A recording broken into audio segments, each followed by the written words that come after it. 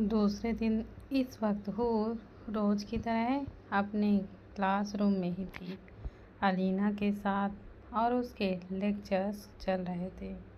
पर पता नहीं क्यों तो हूर को एक अजीब सी फीलिंग आ रही है, जैसे कुछ तो बुरा होने वाला है। हूर उस बात पर ज़्यादा ध्यान नहीं देती और अपने लेक्चर्स में अपना मन लगाती है। हूर ने एक बार आदित्य से बात की थी और फिर उसने ये सोचकर उसे कॉल नहीं किया कि वो वहाँ पर बिजी होगा या फिर सो रहा होगा, क्योंकि इंडिया और यूके का टाइम अलग अलग होता है ना। कुछ देर बाद उनकी ब्रेक होती है तो हूर अलीना के साथ क्लासरूम से बाहर की ओर चली जाती है और फिर वॉशरूम में जाने के बाद जब वो दोनों कैंटीन की तरफ बढ़ रहे होते हैं तो उस रास्ते में उन्हें जितने भी स्टूडेंट मिलते हैं, फिर वो चाहे लड़का हो या लड़की, वो सभी लोग हूर की तरह ही देखने लगते हैं और साथ में बहुत ही गंदा सा फेस बनाते हैं। वैसे हूर और अलीना को कुछ भी समझ में नहीं आता, पर तभी वो दोनों एक लड़की की बातें सुनते हैं जो अभी हूर को घूरते हुए अपने ग्रुप से कहती है, मुझे तो लगा था कि ये लड़की हूर बहुत इनोसेंट होगी, पर देखा कितनी ज़्यादा बेशर्म है ये। तभी दूसरी तरफ से कोई दूसरी लड़की अपने दोस्तों से कहती है, वाह क्या बात है, मतलब उसके तो दोनों हाथों में लड्डू हैं। पहले किसी और के साथ मज़े कर लिए और अभी आदित्य सिंह जैसे अरबपति और सक्सेसफुल इंसान को अपने ही जाल में फंसा लिया।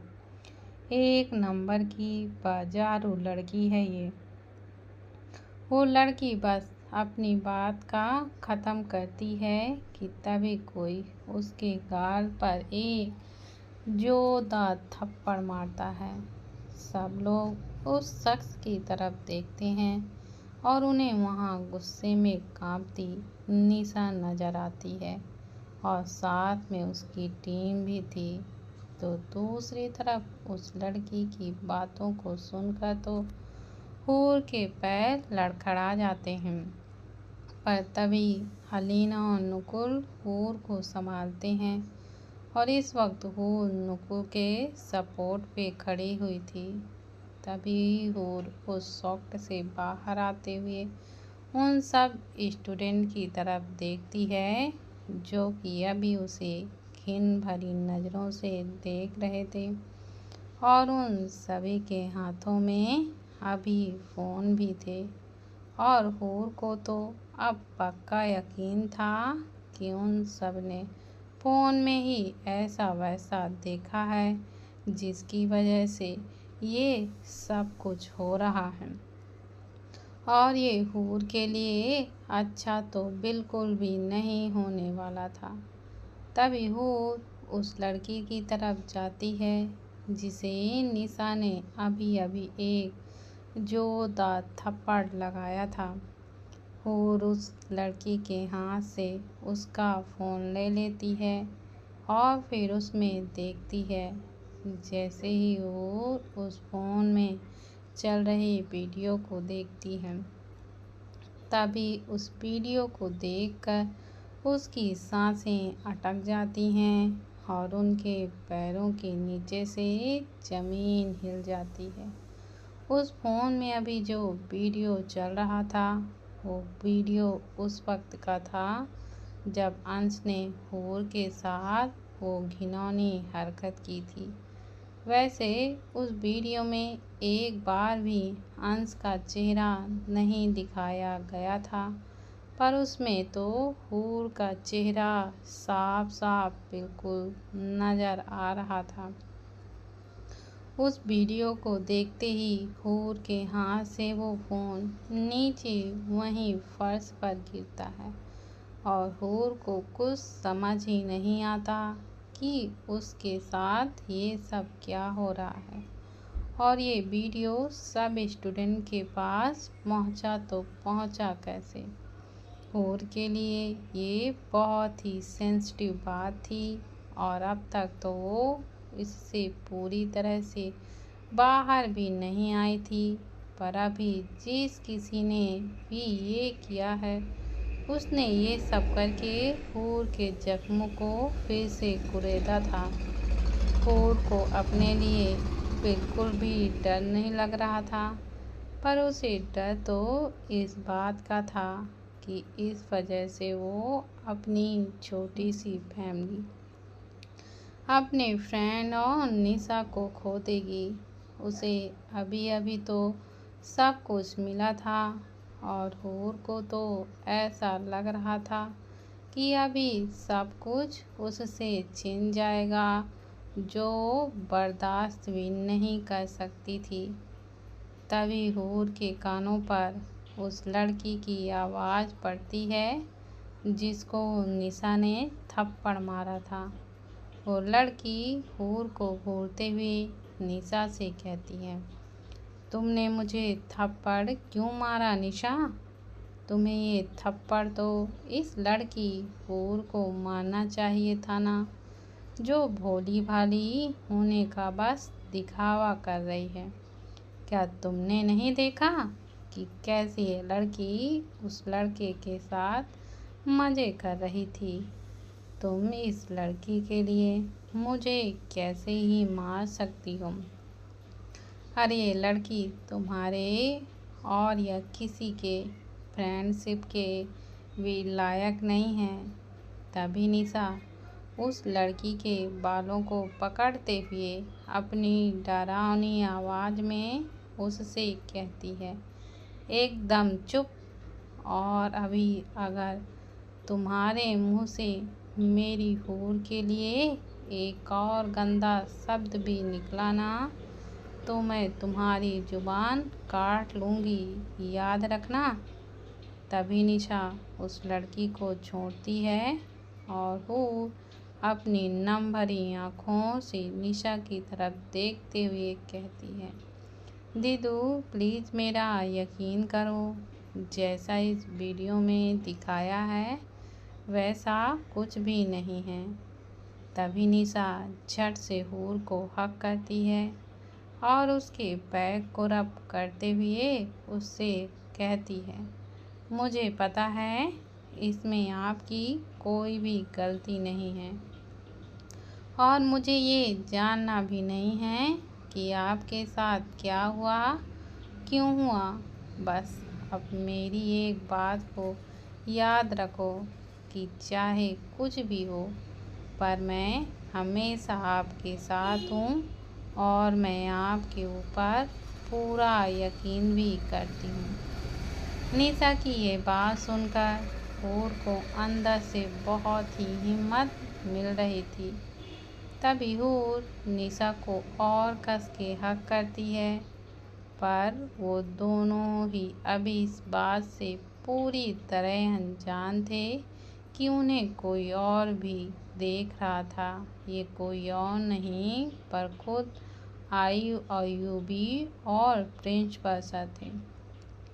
पूरे स्टूडेंट की तरह ये वीडियो उन तीनों के फ़ोन में भी आई थी और इस वीडियो को देखते ही प्रिंसिपल पहले बहुत गुस्सा हो गए, पर तभी उन्हें डायरेक्ट हूर को ब्लेम करके उससे सवाल जवाब न करते हुए पहले UB और आयु को इन सब के बारे में पूछना ही ठीक समझा। तभी उन दोनों ने प्रिंसिपल को पूरी की पूरी बात बताई कि उस मासूम सी बच्ची के साथ उस अंश ने कैसे गंदगी हरकत की है। आयु और UB की बातों को तो सुनकर प्रिंसिपल एकदम से शॉक्ड हो गए और उसकी आंखों में पानी तक आ गया। आता भी क्यों ना, आज उनके पास भी एक बेटी थी और वो एक बच्ची का दर्द बहुत अच्छी तरीके से समझ सकते थे। तभी उन तीनों को ही हूर की चिंता सताने लगी और उसके लिए बहुत डर भी लगने लगा। तो उन्होंने तुरंत हूर को ढूंढना शुरू कर दिया। और जब वो कैंटीन की तरफ बढ़ ही रहे थे कि तभी उन्होंने वो सब देखा जो वहाँ हूर के साथ हो रहा था। वो तीनों वहाँ पहले से ही मौजूद थे और जब उस लड़की ने हूर को बाजारू कहा था तो ये सुनकर आयु तभी आगे की ओर बढ़ने वाला था कि तभी वहाँ पर निशा आ गई और उसने यूवी और आयु को वहीं पर रोक दिया, क्योंकि उसे भी तो देखना था कि उसके अलावा यहाँ कौन सच में हूर का दोस्त है और उसकी परवाह करता है। निशा की बात सुनकर प्रिंसिपल को अपनी बेटी पर गर्व सा महसूस होने लगा।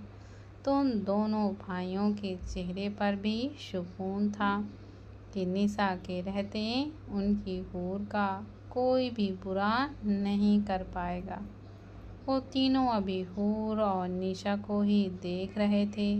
तभी अलीना हूर की तरफ देखती है और उसका हाथ पकड़ते हुए अपने एक हाथ से हूर के आंसुओं को पोंछती है। तभी अलीना अपनी एक छोटी सी स्माइल के साथ हूर से कहती है, हूर सिर्फ निशा दी ही नहीं पर मैं भी तो तुम्हारे साथ हूँ और मैंने तुमसे फ्रेंडशिप सिर्फ ऐसे ही दिखावे के लिए तो नहीं की है ना, पर मुझे उसे हर हाल में निभाना भी है। तुम बिल्कुल भी अब चिंता मत करो और हम सब साथ में मिलकर उस डिफ़िकल्ट टाइम को भी पार कर लेंगे। क्यों गाइज? तभी पूरा ड्रीम अचीवर ग्रुप निशा के साथ अपनी एक आवाज़ में हाँ में हाँ कहता है और अगले ही पल वो सब एलिना और ग्रुप हूर और निशा को हक कर लेते हैं। हूर को अभी भी बिल्कुल भी यकीन नहीं हो रहा था कि ये सब देखने के बाद भी उन लोगों ने एक बार भी हूर से किसी तरह का कोई सवाल नहीं किया, इसके कैरेक्टर पर कोई उंगली नहीं उठाई और ना ही बाकी स्टूडेंट की तरह उसे घृणा और नफरत भरी नज़रों से देखा। वैसे लोग सच ही कहते हैं कि इंसान की सबसे बुरे वक्त में ही उसे अच्छे और बुरे लोगों की परख हो जाती है। तभी हूर के साथ भी कुछ ऐसा ही हो रहा था। वह बहुत ज़्यादा खुश थी इससे। तभी हूर अपनी आंसू भरी आंखों से उन सब की तरफ देखती है और अपनी छोटी सी स्माइल के साथ उनसे कहती है, I love you guys and thank you so much for trusting me, I means a lot for me. तभी निशा हूर के माथे पर किस करते हुए कहती है, यो दीदू love you too cutie pie, और हमें पता है कि आपने कोई भी गलत काम नहीं किया है, तो आप बिल्कुल भी डरना नहीं, घबराना नहीं, हम सब हैं ना आपके साथ। तो अब आप बिल्कुल से भी अकेले नहीं हो। तभी प्रिंसिपल आयु और यूवी के साथ वहाँ पर आते हुए हूर के सिर पर अपना हाथ रखते हैं। प्रिंसिपल की इस हरकत को देखकर सभी स्टूडेंट शॉक्ड हो जाते हैं, क्योंकि सबको तो यही लग रहा था कि अभी प्रिंसिपल हूर को इस कॉलेज से निकाल कर फेंकेंगे, पर ऐसा तो कुछ भी नहीं हो रहा था। उल्टा प्रिंसिपल अभी बहुत शांत दिखाई दे रहे थे। वहीं दूसरी तरफ जब अलीना और टीम प्रिंसिपल को ऐसे देखते हैं तो उन्हें एक राहत की सांस मिलती है और उनके चेहरे पर भी एक स्माइल आ जाती है। तभी प्रिंसिपल हूर के सिर पर अपना एक हाथ रखते हुए अपनी एक छोटी सी स्माइल के साथ हूर से कहते हैं, हाँ बेटा, हम भी तो हैं ना आपके साथ, तो आपको किसी से डरने की अब बिल्कुल भी ज़रूरत नहीं है। मेरा यकीन करिए और अगर ये हरकत कॉलेज के भी किसी स्टूडेंट ने की होगी ना तो उसे उसकी सख्त से सख्त सज़ा मिलेगी और उसकी जिम्मेदारी मैं लेता हूँ। तभी यूवी प्रिंसिपल और हूर की तरफ देखते हुए उनसे कहता है, और अगर ये हरकत किसी बाहर वाले ने की होगी तो उसकी लाइफ को नरक से भी बदतर बनाने की जिम्मेदारी मैं लेता हूँ। अपने दोनों भाइयों को अपने आगे देखकर हूर झट से आयु को हक करती है और आयु भी हूर को अपने सीने से लगा लेता है। तब आयु हूर के माथे पर किस करते हुए उससे पूछता है, आपको क्या लगा बेटा कि हम ऐसी सिचुएशन में आपको यूं ही अकेले ही छोड़ देंगे, स्पेशली तब जब आपकी अदू यहाँ पर नहीं है। आदित्य यहाँ रहे या फिर ना रहे, आपके भाई हमेशा आपके साथ ही रहेंगे। हूर यह सुनकर तो बस अपना सिर हिलाती है। तभी प्रिंसिपल उन सभी स्टूडेंट की तरफ देखकर कहते हैं, student, your break time is over, now back to your classes fast. वो सभी वहाँ से अपनी अपनी क्लासरूम की ओर चले तो जाते हैं, पर जाते वक्त हूर को घूर कर जाते हैं, जिसकी वजह से हूर को काफ़ी ज़्यादा अनकंफर्टेबल फील होता है और वो झट से आयु के सीने में अपने फेस को छिपा देती है। अभी वहाँ पर हूर, वो दोनों भाई, प्रिंसिपल और पूरा टीम ग्रुप था। उन स्टूडेंट की नज़रों की वजह से हूर को अनकंफर्टेबल होता हुआ देखकर प्रिंसिपल हूर से कहते हैं, आप उन सब की चिंता मत करो बेटा, वो क्या जो देख लिया उसे ही बिना सोचे समझे सच मानने लगते हैं। मैं भी आपको पहले गलत समझ रहा था और उसके लिए मुझे माफ़ कर दीजिए। और पर फिर आयुष और युवराज ने मुझे सब कुछ बता दिया।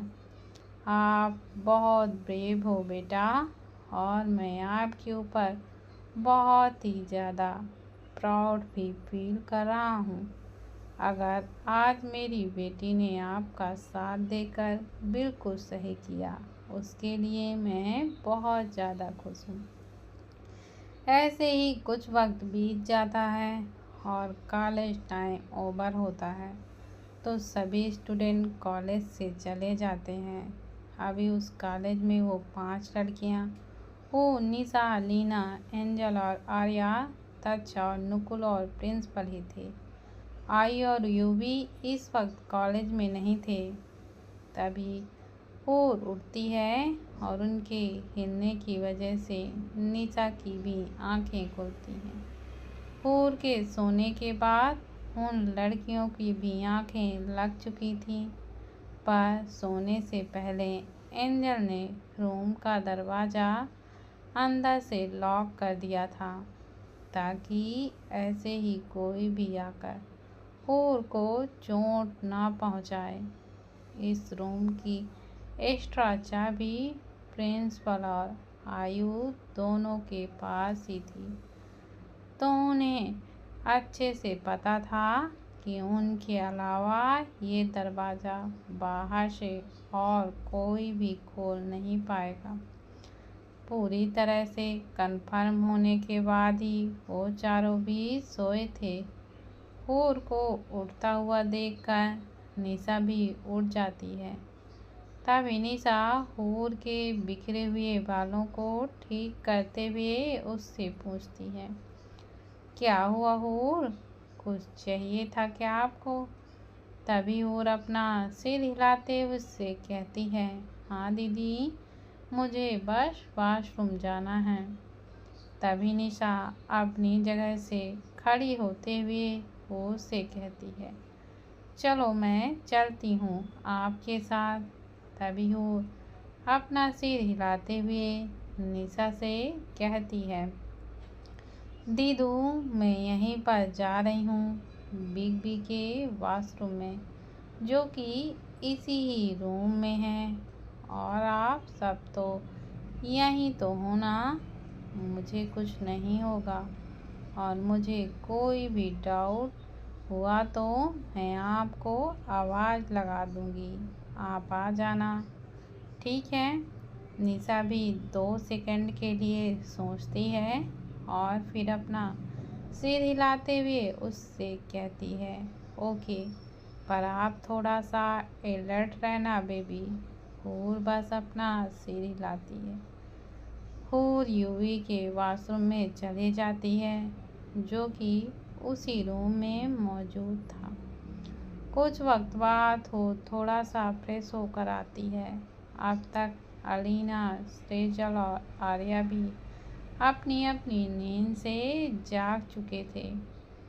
थोड़ी देर बाद अचानक से हूर के फ़ोन पर किसी अननोन नंबर से एक मैसेज आता है, जिसमें लिखा हुआ होता है कि अगर तुम युवराज और आयुष को अपनी आँखों के सामने जिंदा देखना चाहती हो तो कॉलेज के बास्केटबॉल ग्राउंड में आ जाओ, और अकेले आना, वरना तुम्हारे पास उन दोनों की लाशें पहुंच जाएंगी। इस मैसेज को पढ़ते ही हूर का पूरा चेहरा सफ़ेद पड़ जाता है और उसके दिल की धड़कन तेजी से धड़कने लगती है। हूर को ऐसे देखकर वो लड़कियां कंफ्यूज हो जाती हैं। तभी हूर सबसे पहले आयु को कॉल करती है, पर वो अपना फ़ोन ही नहीं उठाता। तो हूर यूवी को कॉल करती है, पर बदकिस्मती से उसका फ़ोन स्विच ऑफ आता है। तभी हूर फिर से आयु को कॉल करती है और इस उम्मीद से कि वो फ़ोन उठा ले, पर वो फ़ोन नहीं उठाता। अभी हूर उन दोनों के लिए बहुत ही ज़्यादा घबरा जाती है। उसे तो कुछ समझ नहीं आता आखिरकार वह कौन आदमी है जो हूर को नुकसान पहुंचाना चाहता है। क्या एक बार फिर से हूर पड़ जाएगी मुसीबत में, और क्या चाहता है वह इंसान हूर से, यह जानने के लिए मेरी कहानी का अगला भाग देखना मत भूलिएगा। और अभी तक जिन दोस्तों ने मेरे चैनल को सब्सक्राइब नहीं किया है तो प्लीज़ दोस्तों ज़्यादा से ज़्यादा